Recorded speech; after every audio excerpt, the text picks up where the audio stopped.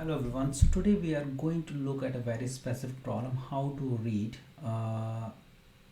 views in notebooks, right? So for this problem, what I have two tables.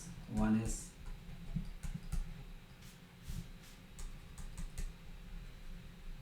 employee, and we'll make it very simple, right? And the other one is department,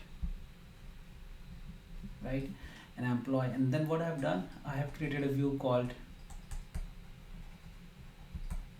employee details, and I want to read this view in my notebook in Spark.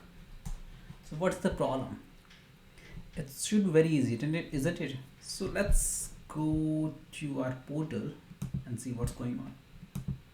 So what I have here, I have my Lakehouse called employee Lakehouse, right?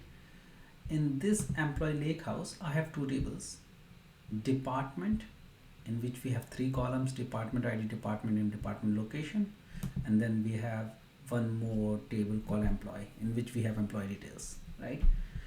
What I have done in employee details, we have employee ID, name, department ID, and position. Now what I have done, I have created I have go to the SQL analytics endpoint, and I have created a view called employee details. Now this view is inside DBO views, and I have this view here, right? This is our employee detail views. Now the thing what I'm trying to do, how to read this view in notebook. So what's going on here, let's say if I want to read a table here, right? What I can do, I can go to my Lakehouse. I can see that all the tables which are listed, which are into my Lakehouse, are listed here, and I can go here, go to Spark, and see the tables could be read very easily here, right? And when I'm done, it will display all the table data. Why the view is not visible here, although the view is visible in my SQL analytics endpoint, right? So the problem is, inside table section, only those tables will be shown which are persisted. View is not a persisted or permanent table.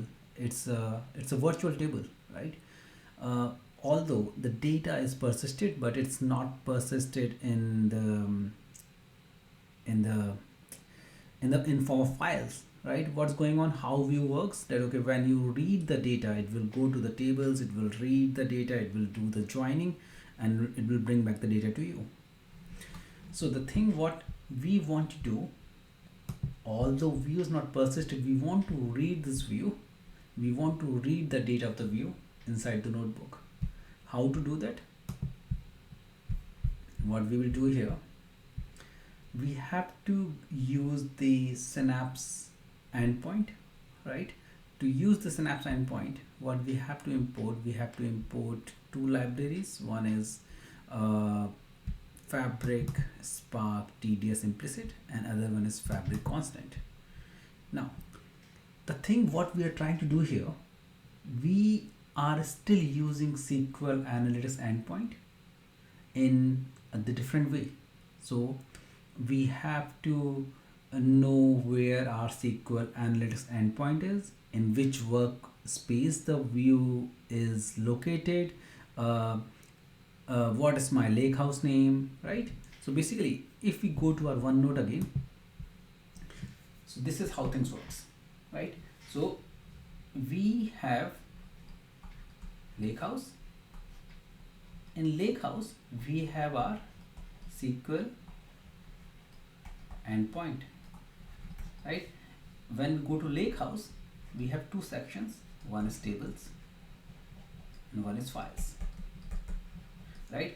In SQL analytics endpoints, we can read the tables, and we have created our view.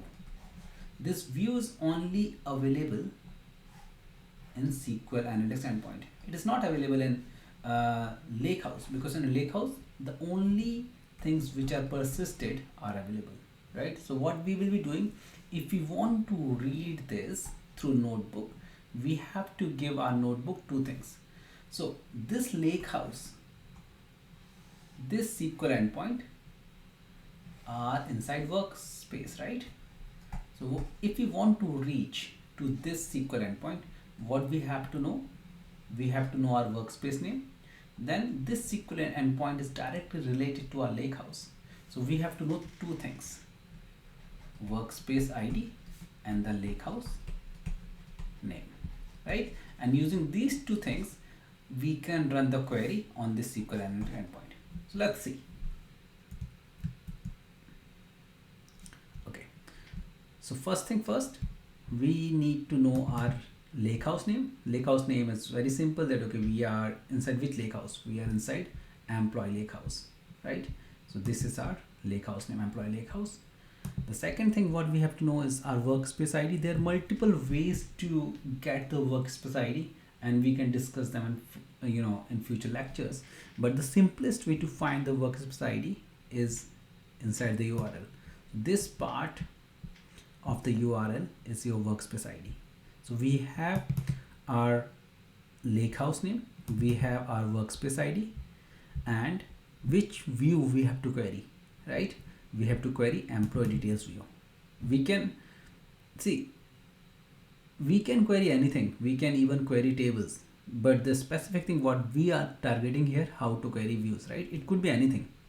And the second thing what we have to use now, that okay, using spark.read function, we have to pass two parameters. Why? And that's why we have imported constants.